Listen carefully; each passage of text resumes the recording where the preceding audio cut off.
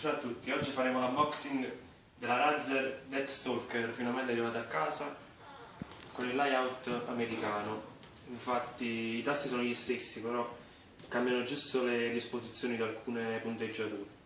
Scatola completamente in inglese, dove qui ci sono uscite le solite cose: tastiere 1000 Hz ultra polling, cioè che ha la risposta di un millisecondo, macro, retroilluminazione LED, diciamo i tasti anti-aliasing. Allora, questa è la scatola, prego al regista di avvicinarsi, grazie. Ecco qua, non so se si vede, comunque qua dice le solite cose: Synapse 2.0, tasti completamente programmabili e anti-ghosting, con la possibilità di poter premere 10 tasti contemporaneamente. Ho deciso di fare questo video perché in italiano è impossibile trovarli, anche se c'è poco da dire, la tastiera è quello che è. Ero indeciso tra una Roccat Iscu o questa qui, però ho preferito rimanere sulla Razer per andare a colpo sicuro. Ok, apriamo la scatola senza fare danni, anche se qua mi sa che mi affetto io il dito comunque.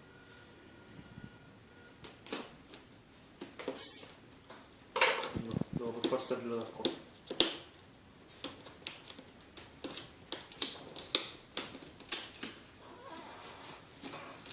Diciamo che per il prezzo che costa mi sarei comprato solo lo scatolo. L'ho pagata 75 euro, quindi non è né pochissimo né tantissimo. Questo è il modello, diciamo, quello più economico, perché poi c'è quello lì col display, c'è la stessa però col display touch qui che costa sopra i 150 euro, però sinceramente non ho né soldi da buttare né... Ecco qua. Ok, ora ho appena ammaccato. Come al solito la Razer usa un packaging abbastanza violento, anche abbastanza figo, anche se mi sa che c'è le istruzioni solo per ricocco.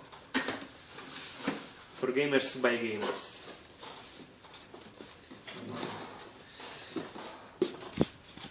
Voglio fare meno danni possibili. Questo l'appoggio a terra, non ci interessa. Ok, allora, questa è la tastiera e dovrebbe esserci, ecco qua, i libretti. Infatti questi li vedremo tra un secondo.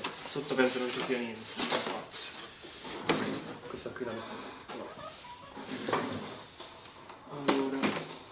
Il cavo è un cavo di plastica e questo qui è il cavo USB.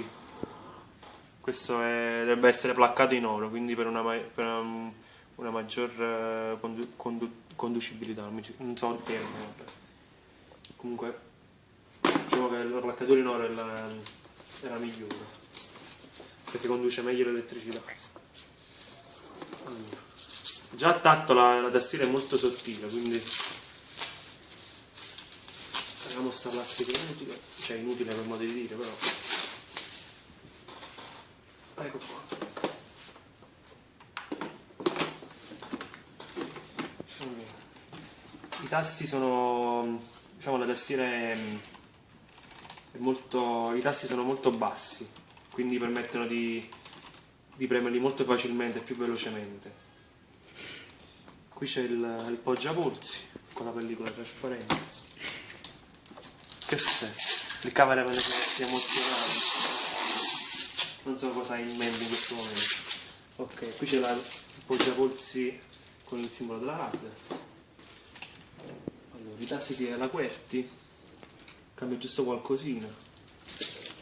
Ok, adesso proviamo ad accendere, vediamo se si riesce a vedere. Ecco, dato la capocciata alla lampada, meglio che non faccia ridere il regista lì, sennò mi fa tremolare tutto il video.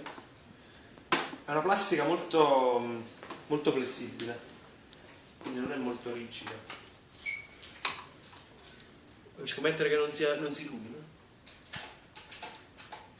Ok, non riesco nemmeno a infilare l'USB. Ecco qua.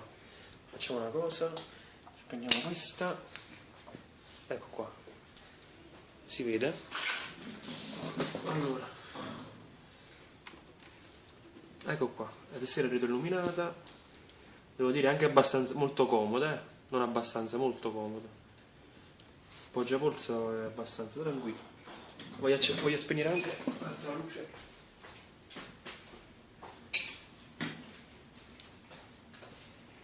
Ok, scusa cameraman.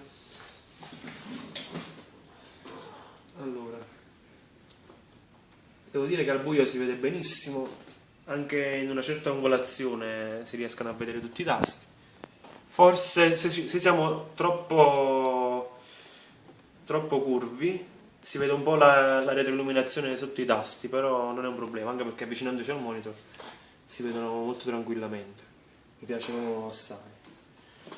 Ok.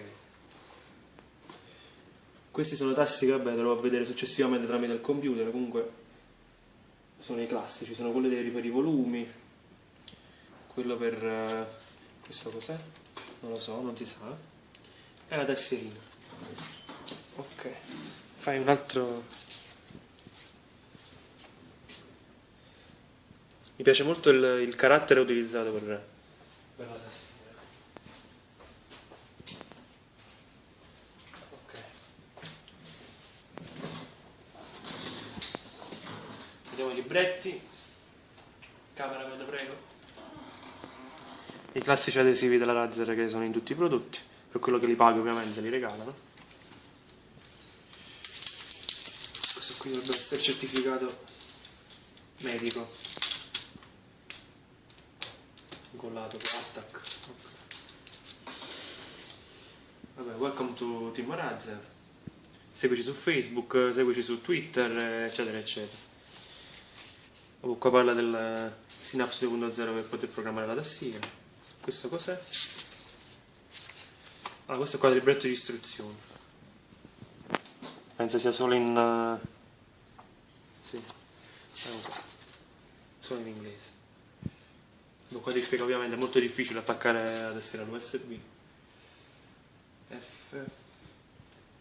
Allora, il tasto per controllo dei LED, sleep mode, indicatore LED, volume, macro e gaming mode. Ecco qua, fa un piccolo sunto di come utilizzare la tastiera. Ok, questo lo mettiamo lì.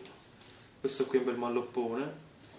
Questo anche ti spiega un po' come utilizzare Synapse. Sono un po' i vari comandi. Ok, penso che per questo è tutto. A primo occhio la tastiera mi sembra abbastanza comoda.